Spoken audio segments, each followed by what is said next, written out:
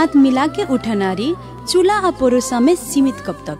सुने के ना भूले कार्यक्रम संघर्ष हरेक हफ्ता के रविवार सुबह 9 बजे नेपाल खबर के बाद हम मानती के साथ।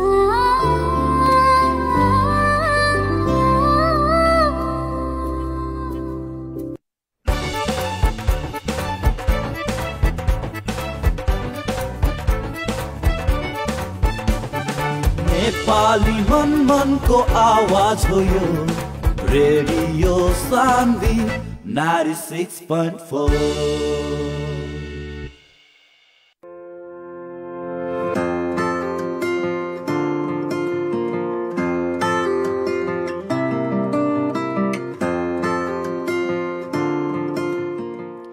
कौनो भी बहू के धनी घर ना, कौनो भी बहू के धनी घर ना, बल्कि माँ बाप जैसन माया करे वाला सास ससुर आ प्रेम और ध्यान दे वाला पति रही त सब कुछ पुग जाई।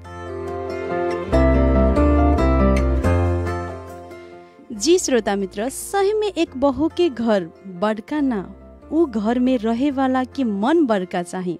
काहे से धन से भरल घर होको माकिर ऊ घर में प्रेम, स्नेह, आदर, भाव ही ना रही त एक नारी के घुटन महसूस होला। मायका के सब रिश्ता छोड़ नया रिश्ता में बंध के जब बहू गृह प्रवेश करेलिन तब उनकर मन में इहे रहेला कि माँ बाप जैसे ही हमर सास ससुर होकस आ पति प्रेम के साथ पूरा जीवन निर्वाह करस।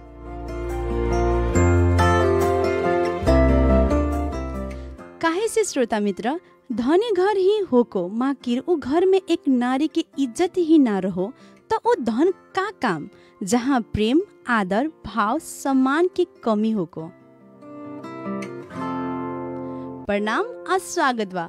अभी सुन रहल बानी रेडियो सान्वी 96.4 मेगाहर्ट्ज के कार्यक्रम संघर्ष, जौन अपने लोग हर रविवार सुबह 9 बजे नेपाल खबर के बाद सुनेने लो। आई आवाज है अपने के संगतिया हम मानती के आ हमरा प्राविधिक ओर से साथ दे रहल बार हमर संगतिया सत्येंद्र जी। तो श्रोता मित्र, रोज जैसन भी अपने लोग फेसबुक लाइव से आज भी सुन रहल बानी लोग, और आज भी जैसे हम हर रोज एक महिला के लेके आवेनी कार्यक्रम में, वैसे ही आज भी हम एक महिला के टेलीफोन संपर्क में हमने के बानी लेके आगल बानी सन। चलिए स्वागत करल जाओ। तो आज के हमें के गेस्ट बानी भवानी हॉस्पिटल के स्टाफ नर्स खातिजा खातून जी। स्वागत बा कार्यक्रम संघर्ष में। हेलो नमस्ते। हेलो हेलो नमस्ते। सबसे पहले बहुत बहुत धन्यवाद बा अपने के। नमस्ते। हमरा के अपने इतना महत्वपूर्ण समय अपने दे के हमार बात सुनेला, इतना महत्वपूर्ण समय हमरा के दे देले बानी, हमरा बहुत खुशी लागल बा। अपने के बहुत बहुत धन्यवाद बा। धन्यवाद बा खातिजा जी, जौन की अपने भी महत्वपूर्ण समय निकाल के हमें इससे बात कर रहल बानी। और खातिजा जी का हाल खबर बा? ठीक बा। अभी तो अब जैसे सारा जगह में सारा लोग अभी टेंशन में चलता ना, अभी वायरस बहुत महामारी के रूप ले बा। अब फिर भी ठीक चलता, ड्यूटी जाता नहीं आवता नहीं। और खातिजा जी, जैसे कि ई कार्यक्रम अपने सुने नहीं कि ना? हम सुने नहीं। अब जैसे अब ड्यूटी रहेला तो ना भ्याल तो ना सुनेला, तब भ्याए जाला जब तक सुने नहीं पूरा प्रोग्राम हम अटेंड करे नहीं। और कैसन लागेला ये कार्यक्रम संघर्ष? बहुत अच्छा। जैसे अपने हर एक आइतवार के दिन एगो महिला के लेके आवनी, ओकर आवाज सुने नहीं, बहुत लोग लग पहुँचावे नहीं। जैसे दूर रह के भी ओकर प्रॉब्लम सुन के, उनकर समस्या सुन के लोग लग पहुँचावे नहीं, उसे बहुत अच्छा लागेला ई। जी धन्यवाद बा खातिना जी। और खातिना जी, जैसे कि हमें के कार्यक्रम की शुरुआत करें तो सबसे पहले का जौन हम स्टार्टस रखेने वही स्टार्टस में हमार क्वेश्चन रहेला। तो आज के अपने के क्वेश्चन बा कि कौनो भी बहू के धनी घर ना, बल्कि माँ बाप जैसन माया करे वाला सास ससुर आ रोज प्रेम, स्नेह और ध्यान दे वाला पति चाहिए। अपने के विचार में ई का बाटे? अच्छा, तो सबसे पहले हम अभी जितना भी आदमी इस मतलब रेडियो सान्वी के इस समाचार सुनता नहीं, उन लोग के बहुत बहुत अपना मन से पूरा नमस्कार करे के चाहता नहीं। आशा बाकी सब लोग अपने ठीक बानी, सुरक्षित से अपने घर में बानी। अब अपने के कुछ कथी बात सवाल से कोनो भी लड़की के शादी के बाद घर अच्छा ना होके, ज्यादा धन ना होके, बरु ओकर सास ससुर ननद देवर दूल्हा अच्छा होके के पड़ल ना। एकर मतलब कथी होखेला जे पहले त एगो लड़की शादी के बाद सब कुछ छोड़ के चल जाली।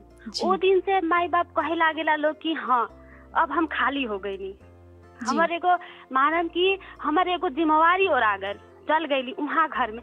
लेकिन जो लड़की जाली जहाँ ससुराल में जाली वहाँ उनका कैसन महसूस होकेला जब सब धन बा दौलत बा सब कुछ बा, लेकिन जब उनकर दूल्हा उनका के आदर ना करियन, सम्मान ना करियन, उनकर सास ससुर उनकर आदर सम्मान ना करियन, उ भी कहियन से ये तो दूसरा के घर से आयल बियान, ये तो हमनी के घर के आदमी थोड़े है।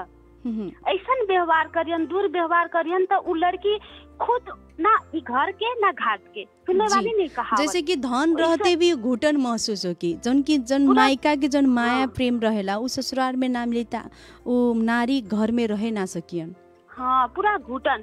जब सास ससुर माई बाप जैसन मिल जाए न जी, आ दूल्हा एगो खाली आदर सम्मान प्यार करे वाला मिल जाए, ननद बहन जैसन मिल जाए, देवर भाई जैसन मिल जाए न, तो उ लड़की कभी भी ना चाहे कि हम मायटी जाके बेसी दिन रही, एकदम सही चाहे कि हम ससुराल जाके रही, उ लोग के ध्यान रखी, उ लोग के खाना बनाए, उ घर में रही, उ खुद उ अपन घर समझे लगी। हाँ हम यहाँ में ठीक बानी माई, हम वहाँ ना आए बेसी दिन ना रहे ऐसा कही। लेकिन जब उ सामान आदर सामान ओकर खुद के भी ध्यान रखे के पड़ला। जरूरी नहीं है जी लड़की शादी करके चल गई तो सबके ख्याल रखी, जरूरी नहीं है ओकर भी ख्याल थोड़ा रख दी तो का हो जाए, दूल्हा थोड़ा ओकर ख्याल रख दी, सासू बाटे तो थोड़ा माया से बोल दी, प्यार से बोल दी तो का हो जाए। खाली उतने न चाहता दिन भर के काम के बदला के वो खाली उतना अपने सास ससुर के आदर घर में इज्जत और स्नेह चाहता। जी जी, ननद के बोली मीठो बोली खाली उन्हें चाहिए, उतना दे दी तो खुद अपने ना जाए नहीं यार, खुद कही कि हम यहाँ बहुत अच्छा से बानी, खुद स्वर्ग समझे लगी। लेकिन अगर वैसा ना मिली तो तो घुटन हो जाए। सभी लोग के अपन माया करे वाला कौन हमरा आदर करो ऐसा नहीं घर खोजेला नो। जी जी एकदम सही कहनी। कैसे हर एक नारी के ये इच्छा रहेला कि हमर मायका से जब हम ससुराल जाएम तो वो टाइम में हमरा माया करे वाला सास ससुर ही मिलो और एगो स्नेह प्यार और जीवन काटे वाला पति ही मिलो। ये बात तो बा, तो अगर उहे ना मिली तो घुटन तो हो जाए, ओसे अच्छा तो रही बारू की तो बरु धन ना रहो तर उ जन इज्जत सम्मान और स्नेह उ घर में बरकरार रहो, है कि ना। हाँ जी। और ये फातिना जी जैसे कि अपने एक स्टाफ नर्स हैं और एक मुस्लिम समुदाय से भी बिलोंग करेने, स्टाफ नर्स में जाए खातिर अपने की इच्छा रलक हटे कि ई फील्ड में जाए कि मतलब अपने के पारिवारिक तरफ से? बहुत अच्छा मतलब हमरा से सवाल कैले बानी। हम सोचत रही जे कोनो काश हमरा से मतलब ऐसे ही प्रोग्राम में पूछी तो हम बहुत अच्छा तरीका से बतैतीन कि हमर मतलब कैसे हमने स्टाफ नर्स पढ़े कह के हमरा दिल में इच्छा जाग गई। तो हम अपने के आज बता देतनी, अपने पूछ लेनी। बहुत बहुत धन्यवाद बा, सुन ली। हम अस्पताल में गए, अब अस्पताल नहीं कलियाउर के अस्पताल रहे, वहाँ देखनी, हम देख के माने भावुक हो गई नी ये पेशा प्रति कि देखनी कि हम रात के भी लोग ना जाग के ड्यूटी करत रहे, सेवा में लागल रहत रहे। वो दिन हमरा समझ में आयल कि शायद काश हम भी करतीन, पूरा व्हाइट एप्रन लगा के उजर लुगा लगा के पूरा सफा बन के रात भर जैसे आदमी। और देखनी हम सभी बिरामी सब लोग अपन दुख सुनावत रहे लोग जी। जैसे उस समय दुख सुने वाला आदमी बहुत कम मिलेला, सेवा करे वाला आदमी बहुत कम मिलेला। हम सोचनी कि हम भी एगो व्यक्ति हो जाए, एने से एगो हम भी मतलब परिवार में हम भी शामिल हो जाए कह के हमरा वही दिन से साफ जागर चल गल कि हम बाद में जाके अभी SLC भी ना देले रहनी जी। ओकरा बाद में हमरा पूरा जागर चल गल कि हम अगर बाद में पढ़ेम तो नर्से पढ़ के समाज सेवा में लागम कह के मत प्लाने हो गए। तो ओकरा बाद में अब कहनी घर में ऐसे तब जी। जैसे कि अपने मुस्लिम समुदाय से भी बिलोंग करे नहीं तो ओमे भी तो अपने के स्टाफ नर्स जाए खातिर कैसे स्टाफ नर्स के पते बा कि डे ड्यूटी भी होकेला नाइट ड्यूटी भी होकेला, ओमे तो तनका अपने लोग को बहुत दिक्कत करे के पड़ेला। तो एमे भी अपने के फैमिली मतलब कितना सपोर्ट देनी लोग?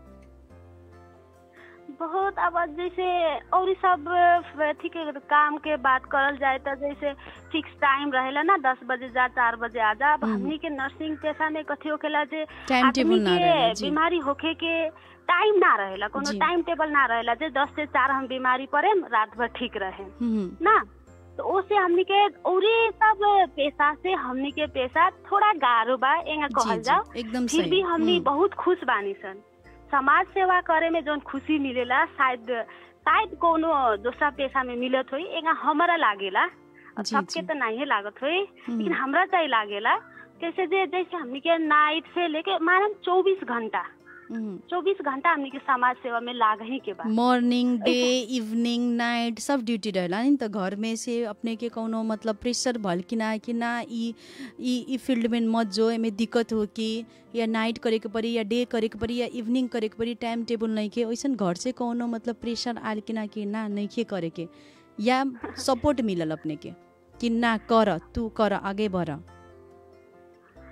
अब मम्मी बाड़ी तो उ तो तंका टेंशन ले लेवेली। अब कौन ड्यूटी बा रात के जाए के पड़ेला, ना खाए के ठेकान बा ना सुते के ठेकान बा ऐसे कहेली। लेकिन हम समझा देवे नी मम्मी ऐसन बा ऐसे बात बा। अब रात के कोनो अपने घर के बीमारी पड़ जाए, अगर हमरे जैसन अपने जैसन सबको ये सोच के रह जाए घर में तो कैसे होई। तब कहेला लोग हमरा फुल सपोर्ट मिल जाला ओकरा बाद कि ठीक बा, लेकिन अपन ख्याल कर कह के मम्मी लोग के सुझाव देवेला लोग हमरा। जी एकदम सही कहनी है। कैसे घर के सपोर्ट जब मिलेला तभी आदमी के इच्छा भी होकेला कि हाँ और कुछ करे। जैसे आज स्टाफ नर्स सबने पढ़ले बानी, आज जो भवानी हॉस्पिटल के जितना पेशेंट सब बानी लोग उनकर सेवा भी कर रहल बानी। और अभी के डेट में कहल जाओ कि जो कोरोना महामारी बहुत फैलल बा है कि ना, बहुत फैलल बा। इस टाइम में भी अपने अपन कर्तव्य से पीछा हटल नहीं की।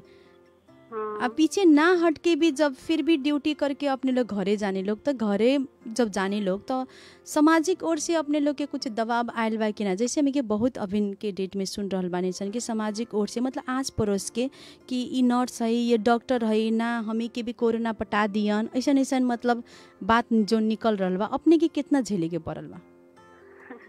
अपने तो मन के बात ले लेनी। जैसे जोन बात हम झेल रहल बानी उ पूछ लेनी अपने। बहुत बहुत धन्यवाद बा। सोचत रहनी कोनो के सुनाए जहाँ बेसी लोग सुने जाने कथी है अभी कथी चल रहल बा। अभी तो जैसे कोरोना वायरस तो पूरा महामारी के रूप ले बा। फिर भी गांव घर के समाज के लोग कथी सोचेला लोग अस्पताल में डॉक्टर नर्स का वायरस के माई बाप थोड़ी है जो हमनी के भइल बा। हमने तो वहाँ उ लोग के केयर करला उ लोग के सेवा देवेला बैठल बानी। वहाँ हमने वायरस के उत्पादन थोड़े करता नहीं। उ लोग लेके आवता लोग हमने उ लोग के सेवा देता नहीं। फिर भी ना जाने कैसन निर्दयी हो गल बाटे लोग हमने के समाज के आदमी लोग। जैसे घर जात जैसे पहले जात रहला तो आके बीपी सेट ले आले बाटे सानो बीपी नाप द कैसन बा आके बोलत रहे लोग पूछत रहे लोग। लेकिन अब घरे जाए के बा कह के 2 दिन पहले ही से टेंशन हो जाला, दिमाग में मानसिक तनाव हो जाला। घरे जाएम तो हमार माई बाप के कोनो कहे कि काहे आवता बेटी तुहर अस्पताल से आवता कोरोना वायरस लेके आवत होई। समाज में कैसन व्यवहार मिली करके हमनी के समाज के लोग शायद सोचत आटे लोग अस्पताल में नर्स सब बनावता नर्स डॉक्टर सब बनावता का वायरस। अगर हमनी के अस्पताल भवानी अस्पताल बाटे देखी लोग अभी खोक देता हच्चियों कर देता एक बेर तो लोग डेराए लागता। अभी के ऐसा समय हो गल बा।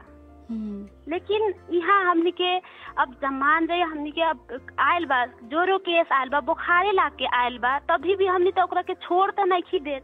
डायरेक्ट हमनी के बुखार नापम ला 1 से 4 आ गल तो ओतिए तो छोड़ के भागे तो ना लागब हमनी। उनका के तो दवाई देम ठीक से सभी दवाई दे ओके राख हम उनकर फीवर जैसे भी होई उनकर बुखार कम करे ओकरा बाद टेस्ट कराम ओकरा बाद न पठाम। अगर वैसा दुर्व्यवहार हमनी समाज के आदमी सब से कर दी अगर सेवा ना दी तो कितना बुरा लागी।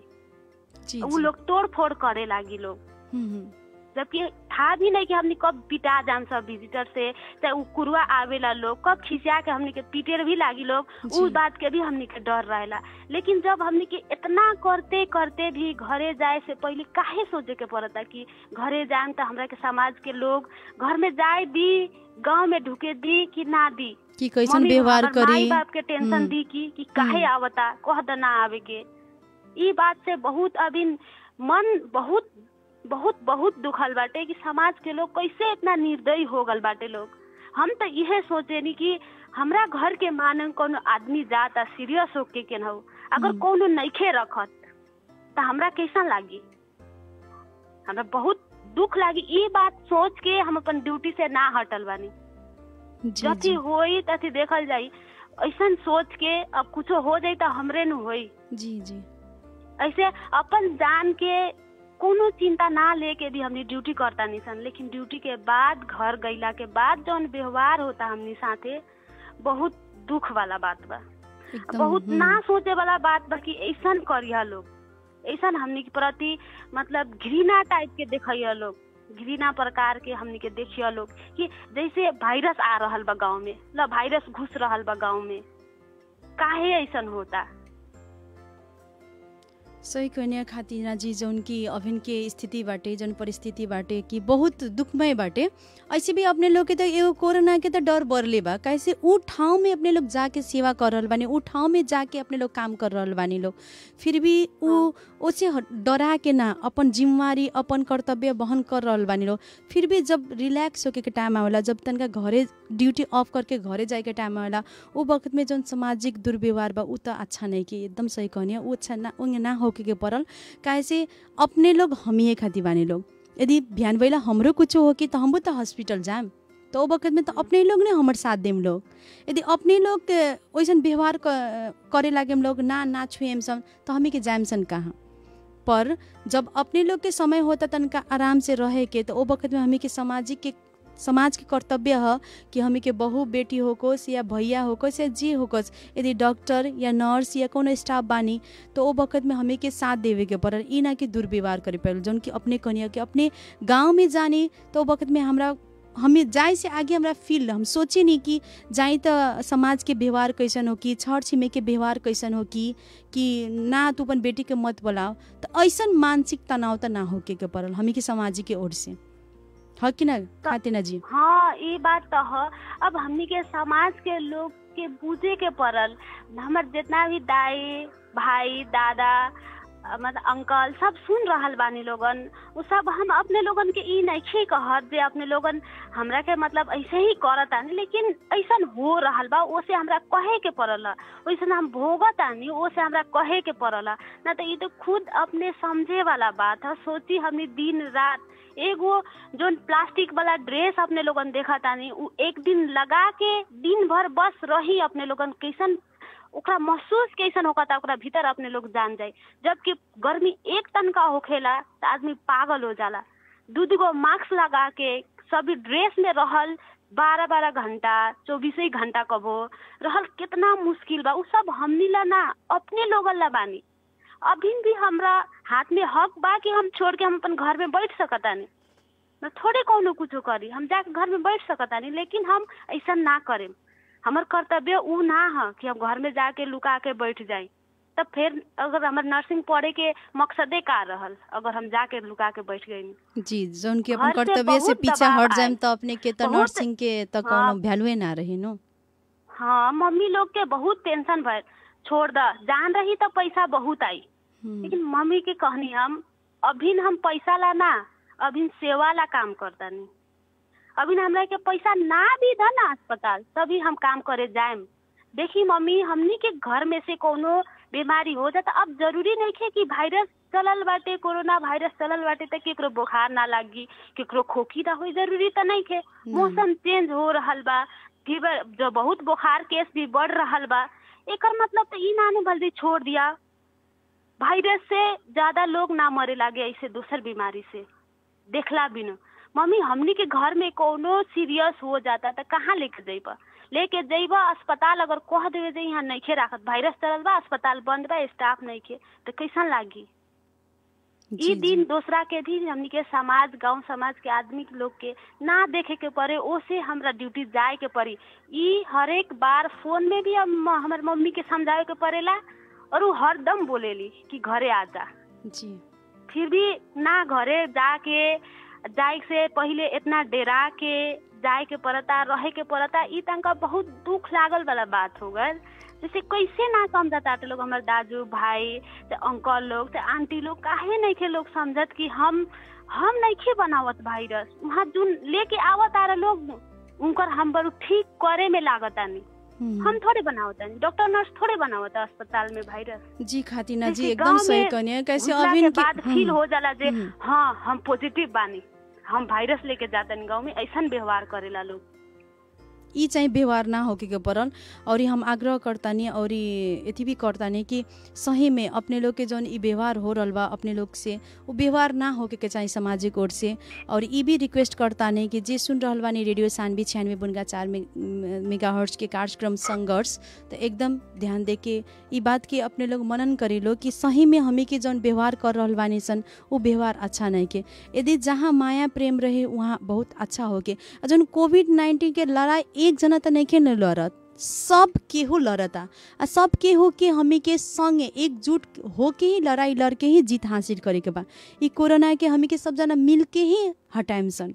ई ना कि हाँ ठीक बाटे दूरी बनावे के बा, भौतिक दूरी हमी के बनावे के बा, एकर अर्थ ना कि व्यवहार में दूरी होको, माया प्रेम में दूरी होको, ई चाहिए ना होके के पड़ल है कि ना खातिना जी?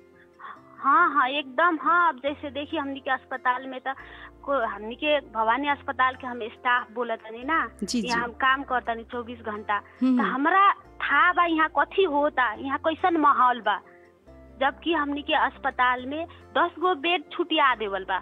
जे वैसन संस्कारात्मक जैसे शंका लागल जे इनकरा हो सकता उनकरा के ओमे राखल जी, ओमे भी स्टाफ बा, उ तो छोड़ के नानू भागी अपने लोगन के।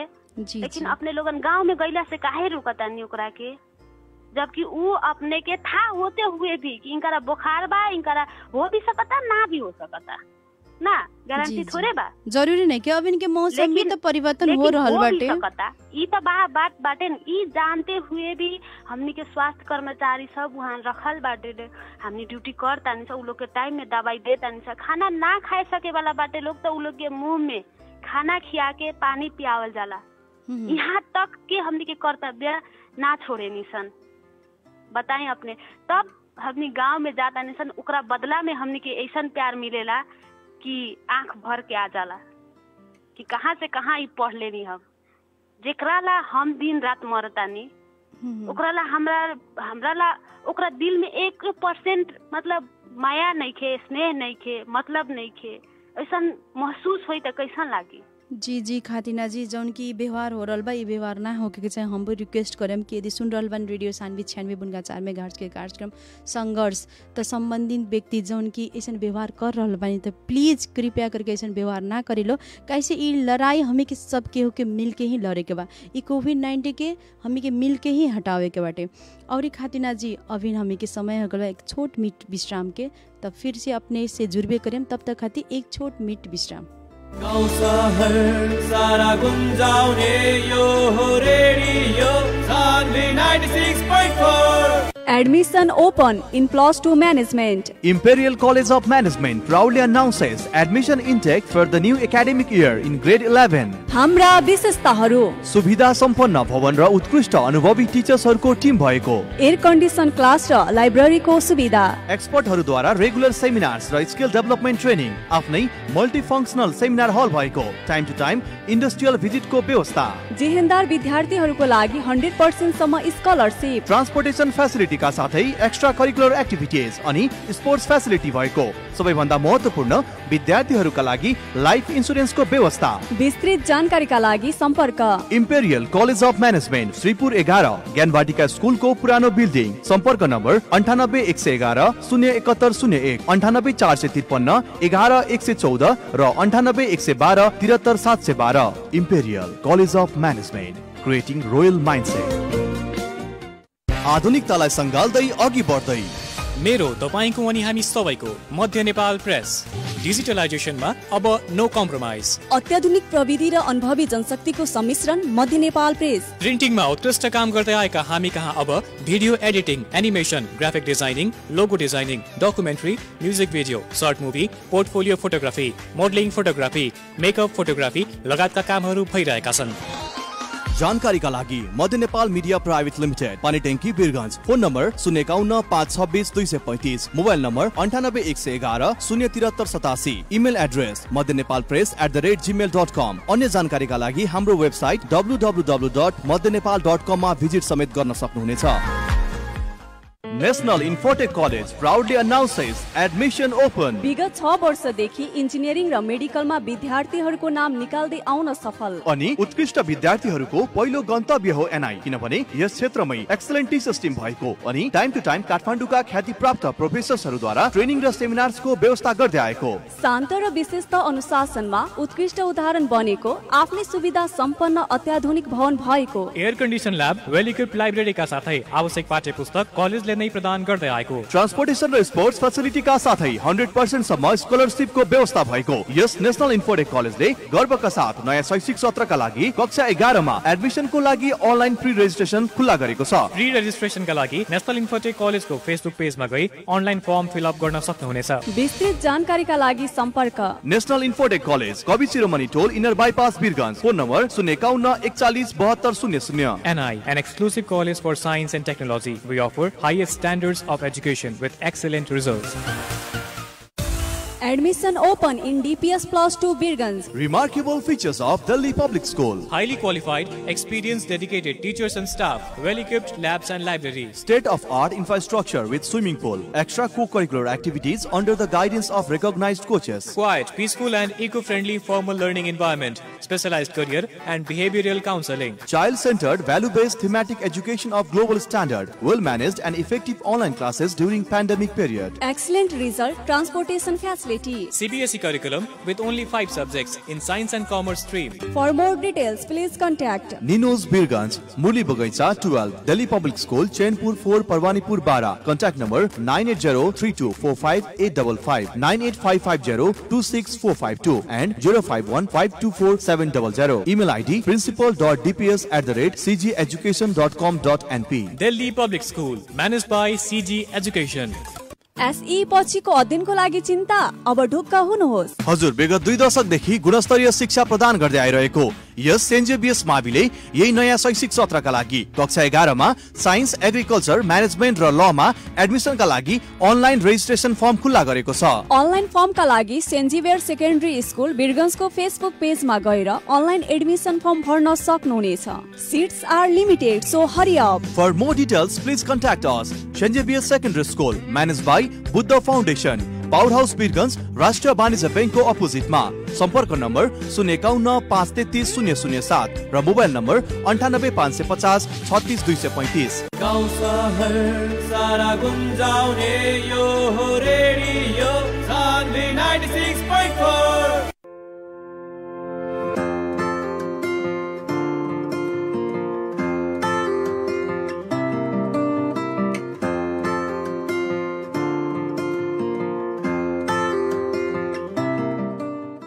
जी श्रोता मित्र, छोट मिनट विश्राम के बाद फिर से स्वागत कर रहल बानी। अभी सुन रहल बानी रेडियो सानवी 96.4 मेगाहर्ट्ज के कार्यक्रम संघर्ष। ये आवाज है अपने के संगतिया हम मानदे के हमरा साथ दे रहल बानी प्राविधिक ओर से सत्येंद्र जी।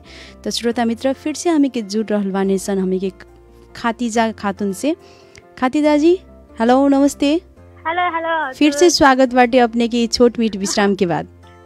हाँ, धन्यवाद बा अपने के फिर से और खाती बात सुनी। जी जी जी सुनिए, अब अपने जैसे कि मतलब स्टाफ नर्स पढ़ने ऐसा अपने के लाइफ में ऐसा कुछ मतलब कोनो ऐसा संघर्ष कैले बानी कि ना कि जैसे कि मतलब अपने ई स्टाफ नर्स के हासिल करे खातिर, ई पोस्ट हासिल करे खातिर मतलब ऐसा कैसन कैसन संघर्ष कैले बानी? कुछ ना कुछ पारिवारिक ओर से होको, सामाजिक ओर से होको या आर्थिक ओर से ऐसा कोनो संघर्ष कैले बानी कि ना? अब संघर्ष के बारे में जैसे हम कैसे स्टाफ नर्स बन गए नहीं अगर बतावल जाते तो शायद बहुत लोग रो भी सकता। इतना संघर्ष करे के पड़ल। कोनो भी चीज, कोनो भी सफलता बिना संघर्ष के ना होखेला। जी, जैसे कहल जाला न कि जीवन भी ना किनाला। हाँ, जीवन भी बिना संघर्ष के नहीं के केकरो हमरा नहीं के लागत कि कोनो ऐसा चीज हासिल करे खातिर बिना संघर्ष के नहीं के मिलल। हाँ, बिना संघर्ष के लाखों पैसा बा, करोड़ों पैसा बा, लेकिन जब अपने संघर्ष ना करे कोनो सफलता ना हो, केहू भी हो, दुनिया में कोनो भी आदमी हो, पैसा से सफलता कभी भी, हाँ मदद पुर्याए वाला सामान में पड़ेला पैसा, लेकिन मेन हमनी के संघर्ष, बहुत संघर्ष करे के पड़ रहे। जब हम खाली कलिया में रहे वाला एगो लड़की स्कूल जाए के, गाँव में आवे के, फिर काम करे के, ऐसा अवस्था रहे कि जब हम मम्मी के कह दे रहे हम पढ़े ना जाए, हमार घर से गार्जियन लोग एक बेर भी ना पिटलक लोग, ना बोलल लोग कि जा स्कूल, काहे पढ़ाई छोड़ देता रही। 10 दिन ठक्क पढ़ाई छोड़ला के बाद हमरा खुद समझ में आयल, उतना छोट उम्र में भी खुद समझ में आयल कि हमरा ऐसे ना बोली लोग, अब जाएला खुद जाए के पड़ी। तो फिर से हम खुद रेडी होके गई नहीं।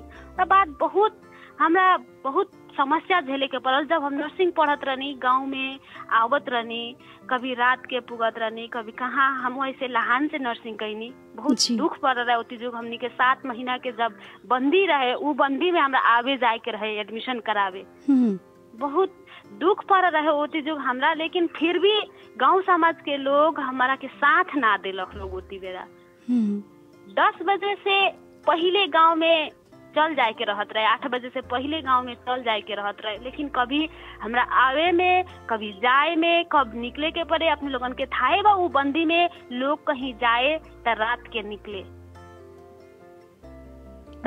वैसन समय में भी हमरा गांव के लोग, हमारे समाज के दाई भाई लोग हमरा के ना जाए के मिली। ऐसे कहाँ जाता, मम्मी के बुला के, पापा के बुला के दबाव देत रहल रहे लोग।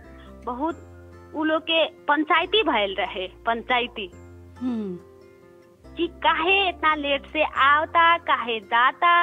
लेकिन एगो जब स्वस्थ मन बानो, अपन सफा मन बानो, कहल जाला नो, जैसन आदमी के आँखा बानो, जैसन ओकर संस्कार बा, दुनिया भी वैसने लागेला। एग्जैक्ट, सही कहनी। सफा रही, अपने कहतानी नु, अपन मन सफा रखी, दुनिया सफा नजर आई। यदि मन गंदा रही तो जी जी बात ऐसन बा तो अपने के लागे कि शायद ई बात, ई काम उहो करत होई, कि ई वाला सोच आवेला आदमी के। ओइसे कह देला जवन जैसन संस्कार में पलल बढ़ल बा, ओकर संस्कार वैसने मिलेला, परिवार से मिलेला। जी सही कहनी। कैसे हमी के जौन सोच होकेला, जौन नजरिया हमी के कहल जाओ, नजरिया यदि हमी के गलत रूप से देखतानी सन तो सब चीज गलत लौकेला। यदि हमी के नजरिया अच्छा स्वच्छ से देखतानी सन तो सब चीज स्वच्छ बाटे। वैसे मन में चाहे गलत भेदभाव ना रखे के चाहे, और नजर में एकदम स्वच्छ नजर रखे के चाहे कि सब चीज अच्छा लौको।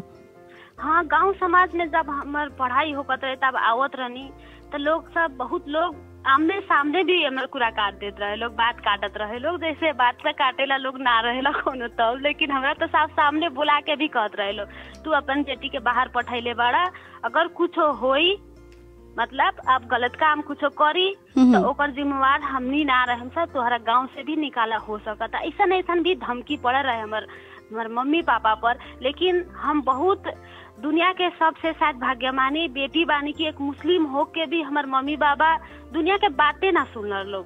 कुछ होई तो हम हमार बेटी के जिम्मेवारी हम लेम कह के हमरा के पठैला लोग। कैसे अपने के मम्मी पापा के विश्वास रहे, अपने पर विश्वास रहे। हमार पूरा हमार परिवार के एक पूरा परिवार के सदस्य के हमरा पर बहुत विश्वास रहे। वो बात हमरा भी याद रहे कि हमरा के कौन हालात में पठैले बड़ा लोग पढ़े, हमरा कथी करे के चाहिए, ना करे के चाहिए, खुद भी सोच सके वाला क्षमता रहे हमरा में।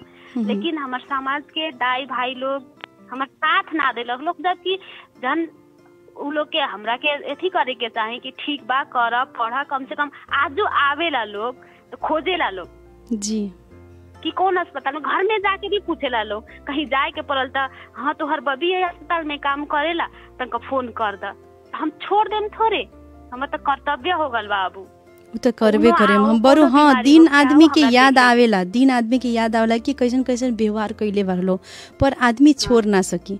कैसे जब वैसन के हम बन जाएम तो अब उ लोग में हमरा में कति फर्क रहे, है कि ना? कति के फर्क रह जाए। हाँ, मन ना मानेला, कितनो कुछो भयल पहले उहे आदमी आवेला लोग, खोजेला लोग, हाँ हम जाने देखे नहीं, हमार कर्तव्य हो, हमार काम हो, हमरा करे के बा, हमरा सेवा कर ले, पढ़ना ही बानी था ना, तो हमरा मतलब कथी बली यहाँ अस्पताल में रह के। हम जात पात, ऊंच नीच, धनी गरीब देख के कोनो के सेवा देवे के हमनी के हक अधिकार नहीं के। हमनी ला सब इक्वल, सब बराबर बाटे लोग, जौन आवेला लोग सब बराबर। एकदम सही कहनी है। कैसे ये होके भी चाहिए, कैसे अपने लोग के अधिकार भी बा, कर्तव्य भी बा कि हमें के कोनो भेदभाव नहीं के करे के, सब जना के समान दृश्य से देखे के बा।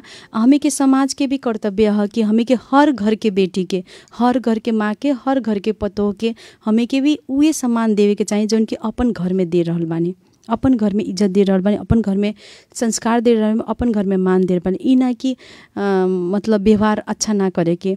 और ये खास करके निकलेला ऐसा अपने सही बात करनी है कि जब बेटी घर से निकलेलिन तो मतलब 10 किस्म के बात होकेला कि मतलब हाँ कहाँ जाता रिन, का करता रिन, वैसे बात निकलेला। तो वो बात से डराए के भी ना चाहे। कैसे आज देखी अपने ही खुद कहनी है कि जौन इंसान हमरा के क्वेश्चन करते रहनी लोग या पूछत रहनी लोग या डांटत रहनी लोग, ऊ आज हमरा खोज के भवानी हॉस्पिटल में आवेनी लोग। तो ये तो खुशी की बात न हटे खातीजा जी। हाँ, लेकिन ऊ टाइम में हमरा ऊ बात याद आवेला जब हमरा के एगो दूसर नजरिया से देखत रहे लोग। आखिर हमरा में गलती कथी रहे? उहे लोग ला न पढ़त रहनी, हम चाहे कुछो करत रहनी। आज आवत आ लोग, कितना खुशी लागेला जो अंकल चाहे कोनो भी आयल बाटे लोग, हम जाके सभी कुछ कर देवेनी, देख देवेनी, समझ लेवेनी, कम से कम बात तो सुन लेवेनी। उ लोग के दोसर कुछ नाहियो कर सकम तो बात सुन लेवेनी, प्रॉब्लम कथी बा उ सब सुन लेवेनी, समस्या सुन तो लेवेनी नु। जी जी। कैसन अगर हम ओइसन खीस में खिसिया के ना इत हिसन कैले रहलन हमरा छोड़ देतीन तब कैसन लागी उ लोग के? उ लोग इहे रास्ता से जाता रह लोग, उहे रास्ता से हम आवतानी, अगर हम देख के भी ना बोली तो उ लोग के ओती जो कैसन लागी? जी जी। वैसने तो हमरो लाग रहे ओती जो, लेकिन हम वैसा ना करें। खुद उ लोग के समझ में आ गई होई कि हाँ ठीक रहे। जब तक ले ना पढ़ावल है, जब तक ले ना आगे बढ़ावल है, तो हमें के समाज, हमें के गांव के बेटी बहू माँ की अगाडि बढ़ियलो कैसे साथ के तो एकदम जरूरी रहेला और साथ देवे के भी चाहिए। और ये खातीजा जी जैसे कि समय के भी ध्यान दे रहल बानी सन, हमें के समय भी हो रहल बाटे। तो ये कहे के चाहे कि अपने के जोन कि हमें के रेडियो 96.4 मेगाहर्ट्ज के कार्यक्रम संघर्ष हमें के श्रोता मित्र बहुत सुन रहल बानी लोग, उ लोग के अपने अंतिम में कथी कह के विदा मांगे के चाहे? अब बात तब विदा पर पुग गल बाटे ना। जी जी। हम जथी अभी चल रहल बा वो बात के कहे अब बेटी के पढ़ावे के परी कह के प्राय गांव घर के लोग के कथी आवेला लोग तो पूछेला लोग लेडीज डॉक्टर बाकी ना, लेकिन लेडीज के बेटी के पढ़ाई लोग ना, लेकिन डॉक्टर उ लोग के लेडीज चाहे। जी। कहाँ से आई? जब बेटी पतो ना पढ़ी तो लेडीज डॉक्टर आई कहाँ से? ये भी अपने लोगन के हमनी के जितना भी सुन रहल बानी, दाई भाई दाजू अंकल आंटी दादी दादा सब जितना सुन रहल बानी अभी, वो सबसे कहे के चाहतानी कि जब अपने के जथी के जरूरत बा ओमे तो हेल्प अपने के सहयोग तो करे के पड़ी न। आके पूछे लड़की डॉक्टर बानी यहाँ तो लड़की के पढ़ाए तब न लड़की डॉक्टर मिली अस्पताल में। ई बात के भी ध्यान रखी, अपने बेटी अपन पतो अपन जौन जौन पढ़े के इच्छुक बाटे लोग उ लोग के साथ दी। ई ना कि उ लोग के गोड़ पकड़ के खींच दी ना पढ़े जा, लोग कथी कही, लोग ई हैसन कही, लोग गांव से निकाल दी। उ बात के टेंशन ना लेके अपन बेटी पतो जथी पढ़े के चाहता है लोग पढ़ाई। अपने जब पूरा फुल विश्वास छोड़ दी अपन बेटी पतो पर, वो खुद समझ जाए कि हमरा कथी करे के बा, कथी नहीं के करे के, कथी करेम तो हमारे बाप मतेरी के दुख लागी, कथी कर ना करेम तो ठीक रही कह के खुद समझ जाए। जी। अपन परिवारिश पर तो इतना विश्वास रखे के पड़ल कि हाँ हमार बेटी वैसे ना करियन करके। जब तक ले विश्वास ना रहे तब तक ले तो रिश्ता कायम भी तो ना हो। रिश्ता दोनों ओर से निभावल जाए न, तो कभी भी हमें दरार कभी भी खोट ना हुई हमें। अब लास्ट में हम कथी कहे के चाहे, अब टाइम भी अब इतना देर देले बाटे लोग सबके बहुत बहुत धन्यवाद देवे के चाहे। लेकिन अभी के जोन हमनी के समस्या देख के जोन बात कहे जाता नहीं हम बहुत ध्यान से सुने के बा सब के।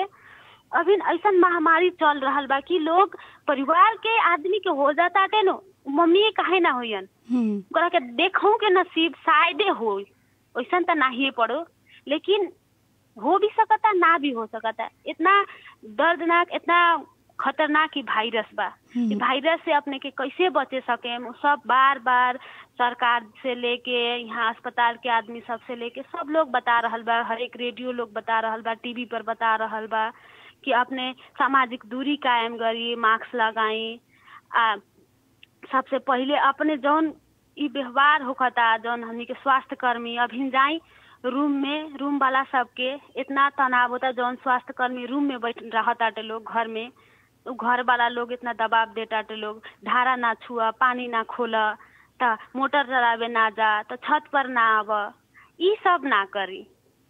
ई सब से बहुत दुख लागता। ऐसा करें तो एक दिन अपने लोगन के अगर वायरस ऐसे ही निरंतर चली रही न तो सभी स्वास्थ्य कर्मी छोड़ दी लोग, आदमी की कौन हालत हुई ओकरा बाद अपने लोगन सोच सकता नहीं कथी हो सकता ओकरा बाद। ई भी दुर्व्यवहार छोड़ देवे के पड़ल। थोड़ा सा दया माया दिखा दी बस, अपने के बहुत कुछ मिल जाए। यही कहे के चाहे अपने लोगन जहाँ जहाँ बानी, घर में बानी, केनहू बानी, सामाजिक दूरी कायम करके रही, भीड़ भाड़ ना लगाई। अब जैसे गांव घर में तो बड़ा लोग अभी भी ब्याह शादी चलते रहता, ऐसे अभी कुछ दिन नहीं करल जाए तो ठीक रही ऐसा लागता। कैसे भीड़ भाड़ में अब ऐसा बाकी एक गोड़ा कहाँ से आवता, ऊ कहाँ से आवता, ऊ तो ना आला ऊ कहाँ से आवता, ऐसे ऐसे करके बहुत जोखिम बढ़ता। जी खातिना जी सही कहने, जोखिम ना होको कके हमें के सावधानी अपनावे के पड़ल।